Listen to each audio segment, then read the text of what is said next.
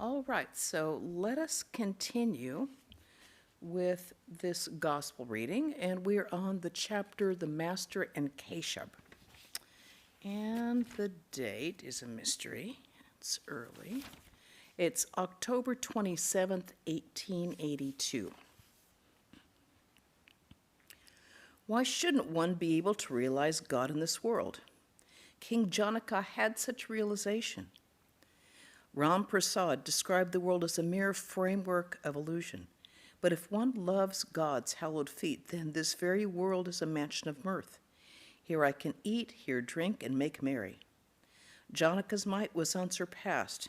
What did he lack of the world or the spirit? Holding to one as well as the other, he drank his milk from a brimming cup. All laugh, it says. But one cannot be a King Janaka all of a sudden. Janaka at first practiced much austerity and solitude. Even if one lives in the world, one must go into solitude now and then. It will be a great help to a person if they go away from their family, live alone, and weep for God even for 3 days. Even if they think of God for 1 day in solitude when they have leisure, that too will do them good. People shed a whole jug of tears for wife and children, but who cries for the Lord? Now and then one must go into solitude and practice spiritual discipline to realize God. Living in the world and entangled in so many duties, the aspirant, during the first stage of spiritual life, finds many obstacles in the path of concentration. While the trees on the footpath are young, they must be fenced around, otherwise they will be destroyed by cattle.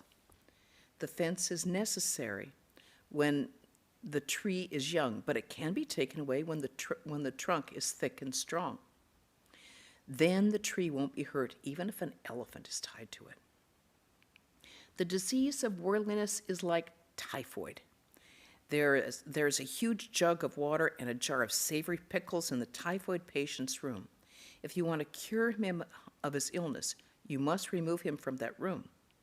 The worldly man is like a typhoid patient. The various objects of enjoyment are like that jug of water, and the craving for their enjoyment is his thirst. The very thought of pickles makes the mouth water. You don't have to bring them near, and he is surrounded by them. The companionship of woman is the pickles, hence treatment in solitude is necessary. One may enter the world after attaining discrimination and dispassion. In the ocean of the world there are 6 alligators, lust, anger, and so forth. But you need not fear the alligators if you smear your body with turmeric before you go into the water. Discrimination and dispassion are the turmeric. Discrimination is the knowledge of what is real and what is unreal. It is the realization that God alone is real and eternal substance, and all else is unreal, transitory, impermanent. And you must cultivate intense zeal for God. You must feel love for him and be attracted to him.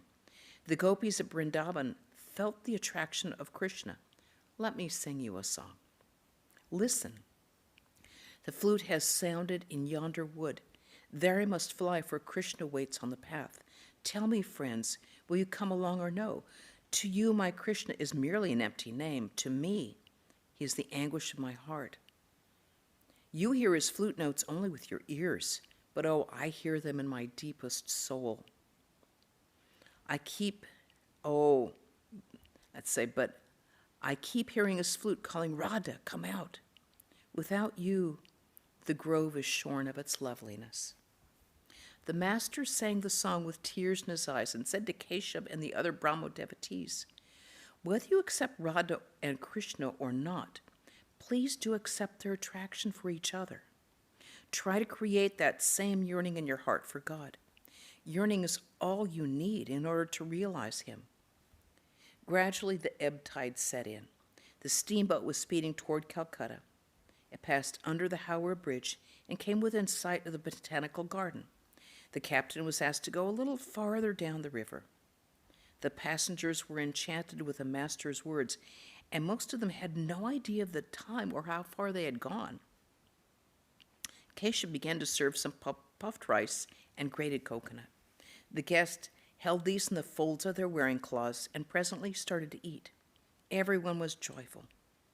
The master noticed, however, that Keshav and Vijay rather shrank from each other, and he was anxious to reconcile them. Master to Keshav, look here. There is Vijay. Your quarrel seems like the fight between Shiva and Rama. Shiva was Rama's guru. Though they fought with each other, yet they soon came to terms. But the grimaces of the ghosts, the followers of Shiva, and the gibberish of the monkeys, the followers of Rama, would not come to an end. Loud laughter. Such quarrels take place even with one's own kith and kin. Didn't Rama fight with his own sons Lava and Kusha?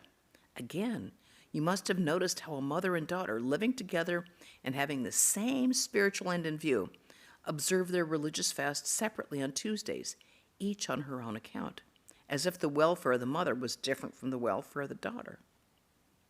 But what benefits the one also benefits the other. In like manner, you have a religious society, and Vijay thinks, too, that he must have one, laughter. But I think all these are necessary. While Sri Krishna himself, God incarnate, played with the gopis at Vrindavan, troublemakers like Jatila and Kutila appeared on the scene. You may ask why. The answer is that the play does not develop without troublemakers. All laugh. There is no fun without Jatila and Kutila. Loud laughter. Ramanuja upheld the doctrine of qualified non-dualism, but his guru was a pure non-dualist. They disagreed with each other and refuted each other's arguments. That always happens. Still, to the teacher, the disciple is his own. All rejoiced in the master's company and his words. Master to Keshav, you don't look into people's natures before you make them your disciples, and so they break away from you. All men look alike, to be sure, but they have different natures. Some have an excess of sattva, others an excess of rajas, and still others an excess of tamas. You must have noticed the cakes, as known as puli, all look alike, but their contents are very different. Some contain condensed milk, some coconut kernel, and the others are mere boiled kalai. All laugh. Do you know my attitude? As for myself, I eat, I drink, I live happily. The rest the Divine Mother knows. Indeed, there are 3 words that prick my flesh: Guru, Master, and Father. There is only one Guru, and that is Satchidananda. He alone is the teacher. My attitude toward God is that of a child towards its mother. One can get human gurus by the millions. All want to be teachers, but who cares to be a disciple? It is extremely difficult to teach others. A person can only teach if God himself reveals to him and gives him the command. Narada, Shukadeva, and sages like them had a command from God, and Shankara had it too. Unless you have a command from God, who will listen to your words? Don't you know how easily the people of Calcutta get excited? The milk in the kettle puffs up and boils as long as the fire burns underneath. Take away the fuel, and all becomes quiet. The people of Calcutta love sensations. You may see them digging a well at a certain place. They say they want water. But if they strike a stone, they give up that place. They begin in another place, and there perchance they find sand. They give up that same second place too. Next they begin at a third, and so it goes. But it won't do if a man only imagines that he has God's command. God does reveal himself to a man and speak. Only then may one receive his command. How forceful are the words of such a teacher? They can move mountains, but mere lectures? People will listen to them for a few days and then forget them. They never act upon mere words. At Kamarpukur, there is a small lake called the Haldalpukur. Certain persons used to befoul its banks every day. Others who came there in the morning to bathe would abuse the offenders loudly, but the next morning they would find the same thing. The nuisance didn't stop. All laugh. The villagers finally informed the authorities about it. A constable was sent, who put up a notice on the bank which read, "Commit no nuisance." This stopped the miscreants at once. All laugh. To teach others, one must have a badge of authority. Otherwise, teaching becomes a mockery. A man who is himself ignorant starts out to teach others, like the blind leading the blind. Instead of doing good, such teaching does harm. After the realization of God, one obtains an inner vision. Only then can one diagnose a person's spiritual malady and give instruction. Without the commission from God, a man becomes vain. He says to himself, I am teaching people. This vanity comes from ignorance, for only an ignorant person feels that he is the doer. A person verily becomes liberated in life if he feels God is the doer. He alone is doing everything. I'm doing nothing. Our sufferings and worry spring only from this persistent thought that we are the doer. You people speak of doing good to the world. Is the world such a small thing? And who are you, pray, to do good to the world? First realize God. See him by means of spiritual discipline. If he imparts power, then you can do good to others. Otherwise not. A Brahma devotee. Then, sir, must we give up our activities until we realize God? Master, no, why should you? You must engage in such activities as contemplation, singing his praises, and other daily devotions. Brahma, but what about our worldly duties, duties associated with earning money and so on? Master, yes, you can perform them too, but only as much as you need for your livelihood. At the same time, you must pray to God in solitude, with tears in your eyes, that you may be able to perform those duties in an unselfish manner. You should say to him, O God, make my worldly duties fewer and fewer. Otherwise, O Lord, I find that I forget thee when I am involved in too many activities. I may think I'm doing unselfish work, but it turns out to be selfish. People who carry to excess the giving of alms or the distributing of food among the poor fall victims to the desire of acquiring name and fame.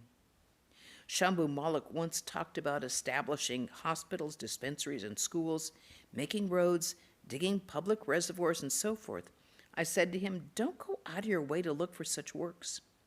Undertake only those that present themselves to you and are of pressing necessity, and those also in a spirit of detachment. It is not good to become involved in many activities that makes one forget God. Coming to the Kali Ghat temple, some perhaps spend their whole time in giving alms to the poor. They have no time to see the mother in the inner shrine. Laughter. First of all, manage somehow to see the image of the Divine Mother, even by pushing through the crowd. You may or may not give alms as you wish. You may give to the poor to your heart's content, if you feel that way. Work is only a means to the realization of God. Therefore, I said to Shambhu, suppose God appears before you. Then will you ask him to build hospitals and dispensaries for you? Laughter. A lover of God never says that. He will rather say, O Lord, give me a place at your lotus feet. Give me always that company. Give me sincere and pure love for thee. Karma yoga is very hard indeed. In the Kali Yuga, it's extremely difficult to perform the rites enjoined in the scriptures. Nowadays, man's life is centered on food alone. He cannot perform many scriptural rites. Suppose a person's laid up with fever. If you attempt a slow cure with the old-fashioned indigenous recipes, no remedies, long before his life may be snuffed out. He can't stand much delay. Nowadays, the drastic de-gupta mixture is appropriate. In the Kali Yuga, the best way is bhakti yoga, the path of devotion, singing the praises of the Lord in prayer. The path of devotion alone is the religion for this age, to the Brahma devotees. Yours is also the path of devotion. Blessed you are indeed, that you chant the name of Hari and sing the Divine Mother's glories. I like your attitude. You don't call the world a dream like the non-dualists. You are not like the Brahmagyanis like them. You are bhaktas, lovers of God. That you speak of him as a person is also good. You are devotees. You will certainly realize him if you call on him with sincerity and devotion. The boat cast anchor at Kali Ghat, and the passengers prepared to disembark. On coming outside, they noticed that the full moon was coming up. The trees, the buildings, and the boats outside on the Ganges were bathed in its mellow light. A carriage was hailed for the master, and M and a few devotees got in with him. The master asked for Keshab. Presently the latter arrived and inquired about the arrangements made for the master's return to Dakshineshwar. Then he bowed low and took leave of Sri Ramakrishna. The carriage drove through the European quarter of the city.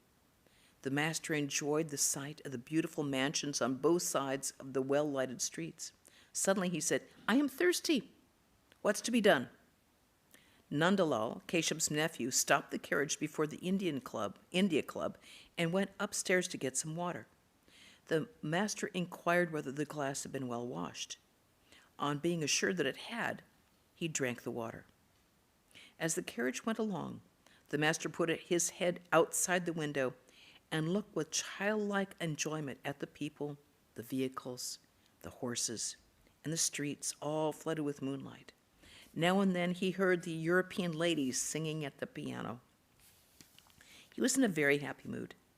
The carriage arrived at the house of Suresh Mitra, who was a great devotee of the master, and whom he affectionately called Surendra. He was not at home. The members of the household opened a room on the ground floor for the master and his party. The cab fare was to be paid. Surendra would have taken care of it if he had been there. The master said to a devotee, "Why don't you ask the ladies to pay the fare? They certainly know that their master visits us at Dakshineshwar. I'm not a stranger to them." All laugh. Narendra, who lived in the quarter of the city, was sent for. In the meantime, Sri Ramakrishna and the devotees were invited to the drawing room upstairs. The floor of the room was covered with a carpet and a white sheet. A few cushions were lying about. On the wall hung an oil painting especially painted for Surendra, in which Sri Ramakrishna was pointing to Keshab the harmony of Christianity, Islam, Buddhism, Hinduism, and other religions. On seeing the picture, Keshab had once said, "Blessed is the man who conceived the idea." Sri Ramakrishna was talking joyously with the devotees when Narendra arrived. This made the master doubly happy. He said to his young disciple, "We had a boat trip with Keshab today. Vijay and the other Brahmo devotees were there," pointing to M. "Ask him what I said to Keshab and Vijay about the mother and daughter observing their religious fast on Tuesday, each on her own account, though the welfare of the one meant the welfare of the other. I also said to Keshab that troublemakers like Jatila and Kutila were necessary to lend zest to the play." To M, "Isn't that so?"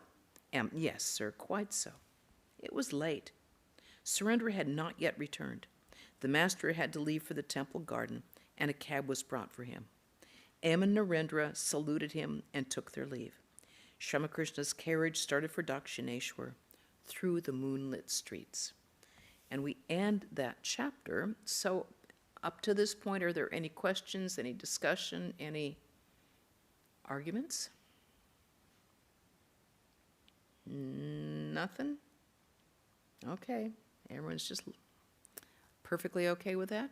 Okay. Then we'll move on to chapter 6. The Master with the Brahmo devotees, and that is October 28th, 1882. It was Saturday. The semi-annual Brahmo festival celebrated each autumn and spring. It was being held in Beni Madhav Pal's beautiful garden house at Sinti, about 3 miles north of Calcutta.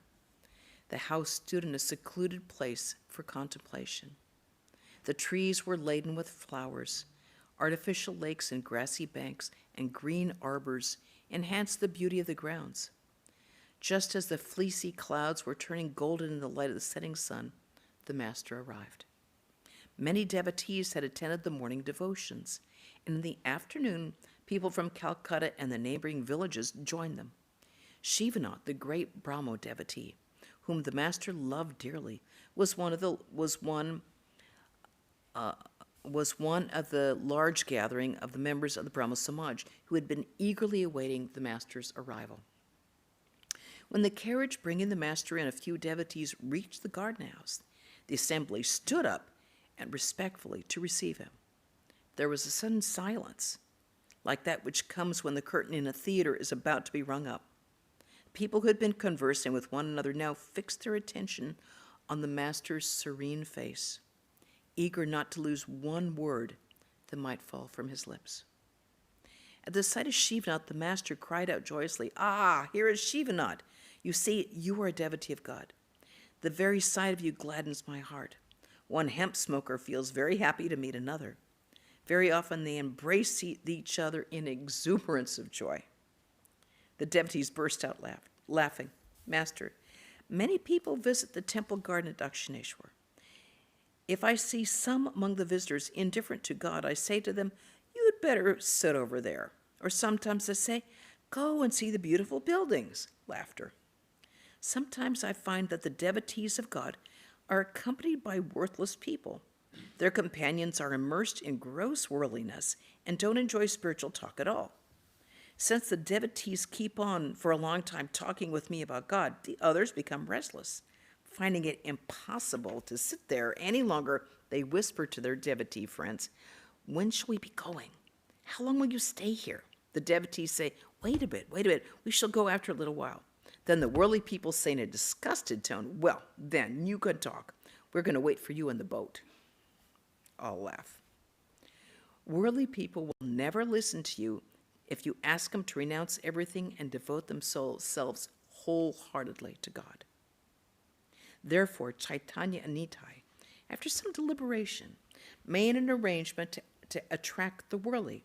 They would say to such people, "Come, repeat the name of Hari. You shall have a delicious soup of magur fish and in the embrace of a young woman." Many people, attracted by the fish and the woman, would chant the name of God. After tasting a little of the nectar of God's hallowed name, they would soon realize that the fish soup really meant the tears they shed for love of God, while the young woman signified the earth. The embrace of the woman meant rolling on the ground in rapture of divine love. Nitai would employ any means to make people repeat Hari's name. Chaitanya said the name of God has very great sanctity. It may not produce an immediate result, but one day it must bear fruit. It is like the seed that has been left in the cornice of a building. After many days, the house crumbles, and the seed falls on the earth, germinates, and at last it bears fruit. As worldly people are endowed with sattva, rajas, and tamas, so also is bhakti, characterized by the three gunas. Do you know what a worldly person endowed with sattva is like? Perhaps the house is in a dilapidated condition here and there. They don't care to repair it. The worship hall may be strewn with pigeon droppings, and the courtyard is covered with moss, but he pays no attention to those things. The furniture house may be old. He doesn't think of polishing it and making it look neat. He doesn't care for his dress at all. Anything is good enough for him. But the man himself is very gentle, quiet, and humble. He doesn't injure anyone. Again, among the worldly, there are people with the traits of rajas. Such a man has a watch and a chain and 2 or 3 rings on his fingers. The furniture of the house is all spick and span. On the walls hang portraits of the Queen, the Prince of Wales, and other prominent people. The building is whitewashed and spotlessly clean. His wardrobe is filled with a large assortment of clothes, and even the servants have their livery and all that. The traits of a worldly man endowed with tamas are sleep, lust, anger, egotism, and the like. Similarly, bhakti or devotion has its sattva. A devotee who possesses it meditates on God in absolute secret, perhaps inside his mosquito net. Others think that he is asleep. Since he is late in getting up, they think perhaps he has not slept well during the night. His love for the body goes only as far as appeasing his hunger, and that only by means of rice and simple greens. There is no elaborate arrangement for his meals, no luxury in the clothes, no display of furniture. Besides, such a devotee never flatters anybody for money. An aspirant possessed of rajasic bhakti puts a tilak on his forehead, that's that sandal paste mark, and a necklace of holy rudraksha beads interspersed with gold ones around his neck. All laugh. At worship, he wears a silk cloth. A man endowed with tamasic bhakti has a burning faith. Such a devotee literally extorts boons from God, even as a robber falls upon a man and plunders his money. Bind, beat, kill. That's his way, the way of the dacoits. Saying this, the master began to sing in a voice sweet with rapturous love. His eyes turned upward. Why should I go to Ganga or to Gaya or Kashi, Kanchi, or Prabhas, so long as I can breathe my last with Kali's name upon my lips? What need of rituals has a man? What need of devotion anymore, if he repeats the mother's name at the 3 holy hours? Rituals may pursue him close, but never can they overtake him. Charity, vows, the giving of gifts do not appeal to Madan's mind. The blissful mother's lotus feet are his whole prayer and sacrifice. Who could ever have conceived the power her name possesses? Shiva himself, the god of gods, sings her praise with his 5 mouths. The master was beside himself with love for the Divine Mother. He sang with fiery enthusiasm, "If only I can pass away repeating Durga's name, how canst thou then, O Blessed One, withhold from me deliverance, wretched though I may be?" Then he said, "One must take a firm attitude. What? I have chanted the Mother's name. How can I be a sinner anymore? I am her child, heir to her powers and her glories." If you can give a spiritual turn to your tamas, you can realize God with its help. Force your demands on God. He is by no means a stranger to you. He is indeed your very own. Again, you see the quality of tamas can be used for the welfare of others. There are 3 classes of physicians: superior, mediocre, and inferior. The physician who feels the patient's pulse and says to him, "Take the medicine regularly," belongs to the inferior class. He doesn't care to inquire whether the patient has actually taken the medicine. The mediocre physician is one who in various ways persuades the patient to take the medicine and says to him sweetly, "My good man, how will you be cured unless you use the medicine? Take this medicine. I've made it for you myself." But he who, finding the patient stubbornly refusing to take the medicine, forces it down his throat, going so far as to put his knee on the patient's chest, that's the best physician. This is the manifestation of the tamas of the physician. It doesn't injure the patient. On the contrary, it does him good. And I think that's a good place to stop if we have some questions or discussion, or no one wants to put any knees on chests right now. Well, then we can go for a couple more minutes. Like the physicians, there are 3 types of religious teachers. The inferior teacher only gives instructions to the disciple, but makes no inquiries about their progress. The mediocre teacher, for the good of the student, makes repeated efforts to bring the instruction home to him, begs him to assimilate it, shows him love in so many other ways. But there is a type of teacher who goes to the length of using force when he finds the student persistently unyielding. I call him the best teacher, a Brahma devotee. "Sir, has God forms or has he none?" Master, no one can say with finality that God is only this and nothing else. He is formless, and again he has forms. For the devotee, he assumes forms, but he is formless for the jnani, that is, for him who looks upon the world as a mere dream. The devotee feels that he is one entity and the world another. Therefore, God reveals himself to him as a person. But the jnani, the Vedantists, for instance, always reasons, applying the process of neti, not this, not this. Through the discrimination, he realizes by his inner perception that the ego and the universe are both illusory like a dream. Then the jnani realizes Brahman in his own consciousness. He cannot describe what Brahman is.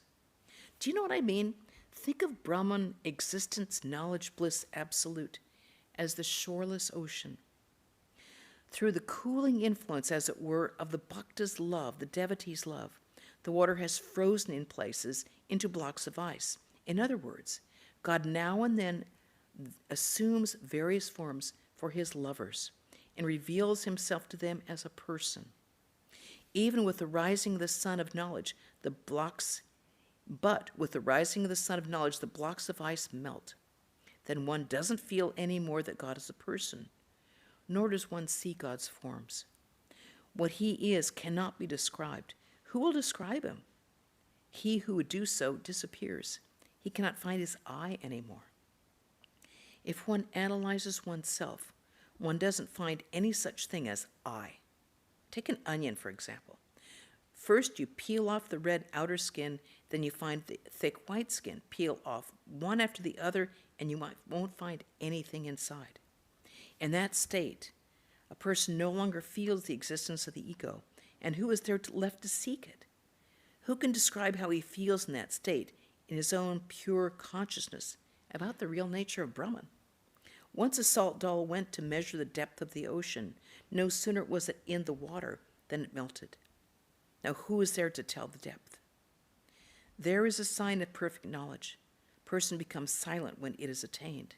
Then the I, which may be likened to the salt doll, melts in the ocean of existence, knowledge, bliss, absolute, and becomes one with it. Not the slightest trace or distinction is left. As long as the self-analysis is not complete, man argues with much ado, but he becomes silent when he completes it. When the empty pitcher has been filled with water, the water inside the pitcher becomes one with the ocean of the lake outside. No more sound is heard. Sound comes from the pitcher as long as the pitcher is not filled with water. Okay, and that is a very good place to stop. Any other further discussion or comments? Well, then tomorrow there will be a lecture, How Can We Help? That'll be at 11 o'clock. On Wednesday, there'll be Spiritual Treasures at 5 p.m. On July 4th, there will be Swami Vivekananda, a Freedom Day, a Trabuco will be worship, and a program, but it'll all be online. So you can see that at our Vedanta.org website. And then Saturday, there will be another reading of the Gospel of Sri Ramakrishna. Okay, and then conclude with a chant. Om Shanti Shanti Shanti Hari Om Tat Sat Sri Ramakrishna Arpanamastu.